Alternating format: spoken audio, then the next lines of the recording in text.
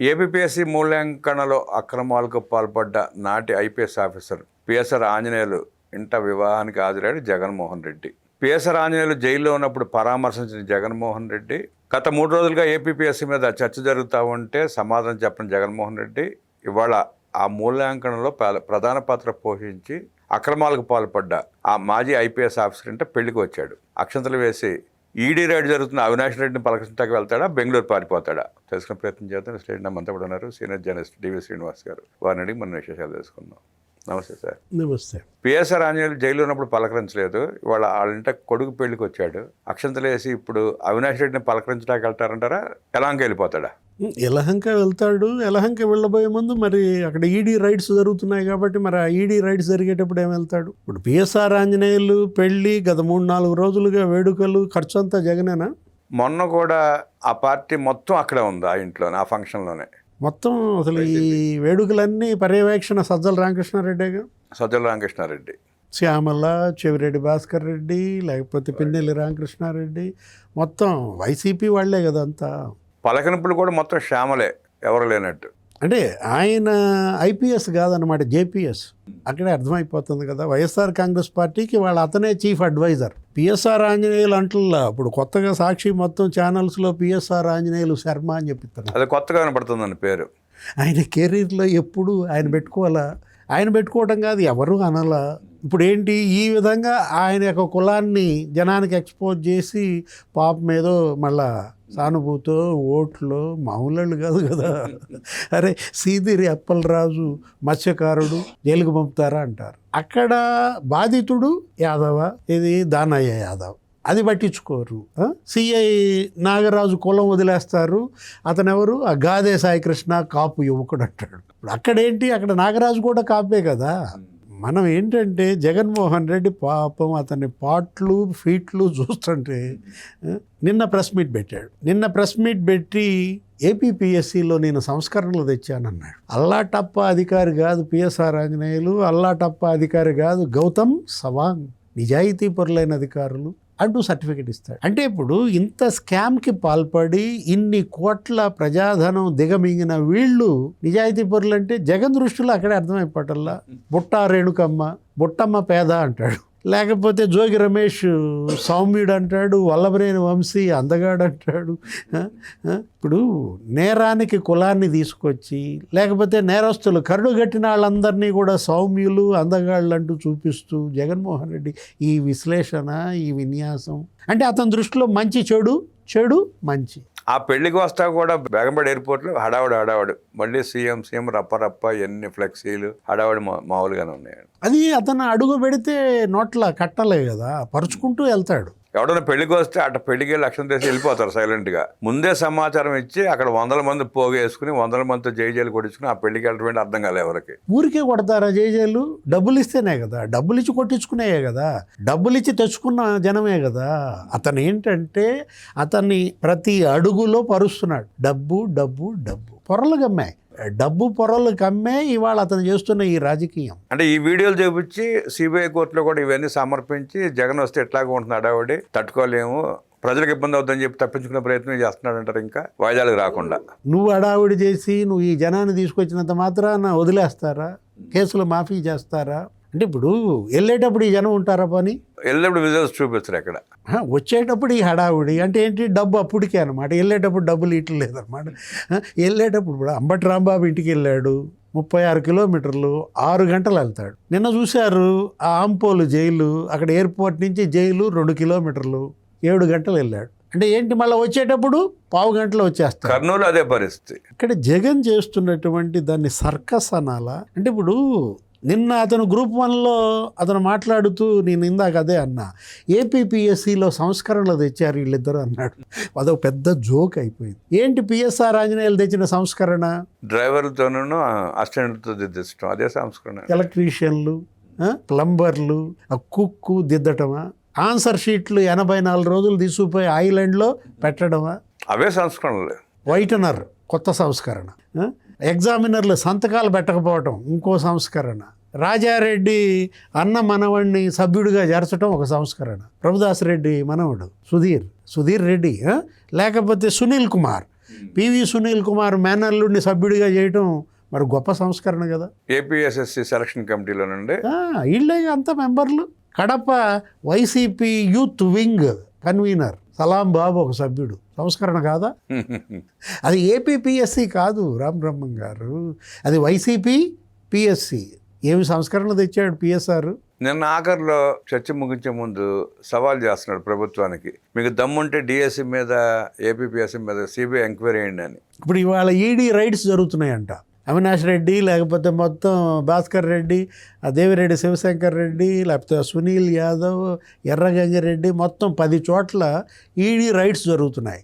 జగన్మోహన్ రెడ్డిని ఒక లేఖ రాయమనండి. సిబిఐకి జగన్మోహన్ రెడ్డినే ఒక లేఖ రాయమనండి. ఏమని? నన్ను నా భార్యని విచారించండి. మా బాబాయ్ హత్య కేసులో మా ఇద్దరి పైన నిందలు వేస్తున్నారు.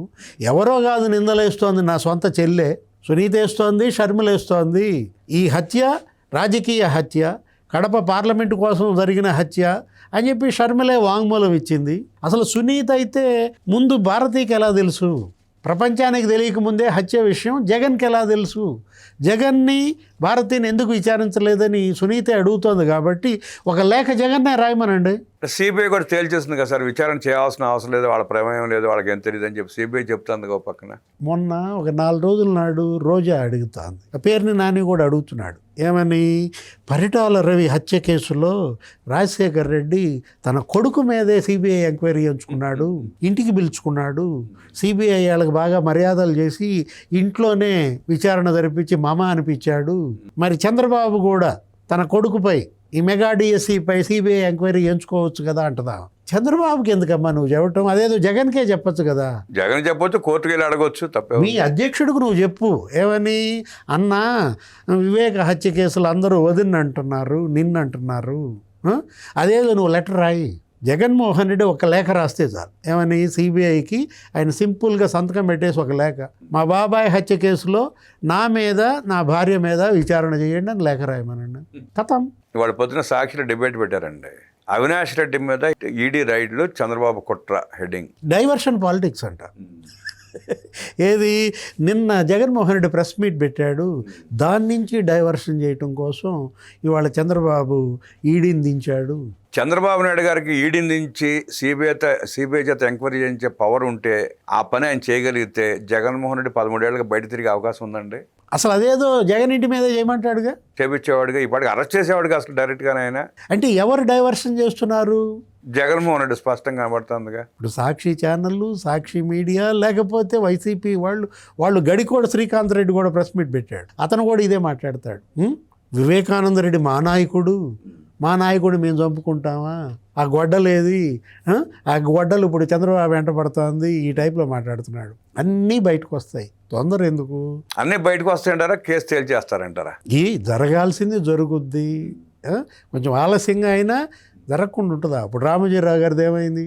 20 ఏళ్ళు అయింది. ఇవాళ ఉండవల్లికి అక్షంతలు పడ్డాయి. సుప్రీంకోర్టే కొట్టేసింది, డిస్మిస్ చేసింది. ఏది మరి 20 ఏళ్ల తర్వాత మరి నిప్పు లాంటి మనిషి రామోజీరావు, నిజాయితీకి మారు పేరు, పులుగు కడిగిన ముత్యం అంటే ఇవాళ బయటకు వచ్చింది. వాళ్ళ మార్గదర్శి మీద మరి ఇవాళ నింద ఉందా? సేమ్ అంతే. టైం అన్నమాట. జగన్మోహన్ రెడ్డి ఎట్టి పరిస్థితుల్లో జైలుకి వెళ్ళడం ఖాయం. ఇవాళ ఈ అవినాష్ రెడ్డి, లేకపోతే దేవిరెడ్డి శివశంకర్ రెడ్డి, ఎర్రగంగిరెడ్డి వాళ్ళ ఇళ్లల్లో 7.5 ఏళ్లుగా రాని ఈడీ ఇవాళ ఎందుకు వచ్చింది? దొరికిందా? తీగ దొరకకుండా వచ్చిందా? చూడాలండి, రేపు ఇన్వెస్టిగేషన్ అయిపోయిన తర్వాత కానీ తెలియదు అసలు ఏంటనేది. ఎక్కడో తీగ దొరికింది, ఆ తీగ కదిలిస్తోంది కాబట్టి ఇవాళ వచ్చి పడింది అనమాట. ఇప్పుడు మనం ఏంటి, ఈడీ ఎవరిపై దాడులు చేసింది ఈ మధ్య ఎవరిని జైల్లో పెట్టింది?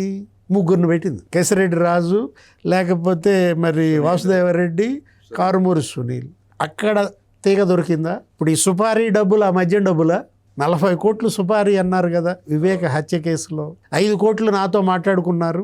దస్తగిరే చెప్పాడు. ఇచ్చిన వాంగ్మూలం ఏంటి? 1 కోటి రూపాయలు అడ్వాన్స్ ఇచ్చారు, 25 లక్షలు ఏదో వాడుకున్నా, ఇల్లు ఏదో కట్టించుకోవటం, రిపేర్లు, 75 లక్షలు మున్నా దగ్గర ఉన్నాయి అన్నాడు. మున్నా మీద దాడి చేశారు, పట్టుకున్నారు. 75 లక్షలు దొరికాయి. ఇవాళ ఈడీ కొత్తగా వచ్చిందంటే కేసిరెడ్డి రాజ్ మరి లిక్కర్ సొమ్మ ఈ 40 కోట్లు, లేకపోతే సునీల్ రెడ్డి సొమ్మ? అతనింటి మీద కూడా ఈరోజు దాడులు జరుగుతున్నాయి. సునీల్ రెడ్డి సొమ్ము ఏమంటున్నాం, సునీల్ రెడ్డి దగ్గర నుంచి రావడానికి అవకాశం ఎక్కువ ఉంది. సునీల్ రెడ్డి సొమ్ము జగన్ రెడ్డి సొమ్ము వేరు కాదుగా. ఒకటే. జగన్ రెడ్డి, రాజశేఖర్ రెడ్డి మొత్తం ఆ ఇంటి ఖర్చులంతా అతనే చూసేది. మేనేజర్ ఒక రకంగా చెప్పాలంటే అకౌంటెంట్. ఇది ఇప్పటిది కాదు కదా, అప్పుడు ఎంఆర్ ప్రాపర్టీస్ దగ్గర నుంచి వాళ్ళకి బినామీనే. ఎంఆర్ ప్రాపర్టీస్లో అతను కూడా అరెస్ట్ చేశారు, జైలుకి వెళ్ళారు కదా. జగన్మోహన్ రెడ్డితో పాటు అతను కూడా జైల్లో ఉన్నాడు. ఏది ఆ క్విడ్ ప్రోకో 1.0 ఈ కేసుల్లో షటిల్ ఆడుకున్నారుగా. వీళ్ళ కోసం చెంచలు కూడా షటిల్ కోర్టు పిలుస్తోంది.